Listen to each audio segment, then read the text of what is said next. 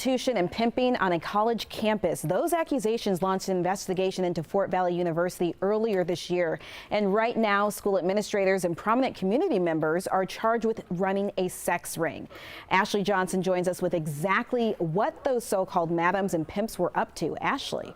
Well, Natisha, the alleged ringleader, Alicia Johnson, was the executive assistant to Fort Valley's president. Once the news got out, she resigned, but she certainly wasn't alone.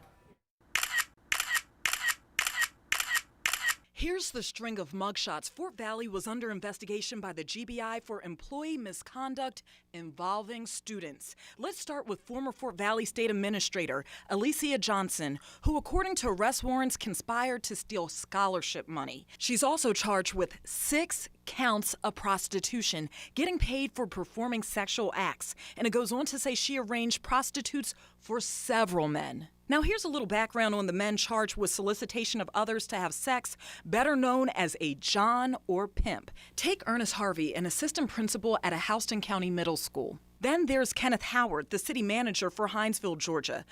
Jump to Ryan Jenkins, who's accused of engaging in the sex acts between April 2017 to April of 2018. Charles Jones was fired in September as Director of Corporate and Government Affairs at Fort Valley. Devontae Little was a former employee at a youth center in Taylor County, where he was previously charged with 4 counts of sexual assault.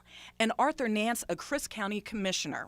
Fort Valley State University said in a statement, "We appreciate the work of the GBI in conducting this investigation, which began in April 2018 when administrators received 2 separate reports alleging wrongdoing. The University System of Georgia, in conjunction with Florida State Valley University, began an immediate investigation in accordance with its policies." Now, 6 of the 7 suspects have turned themselves in, except for Ernest Harvey, the assistant principal, who we were told is still employed.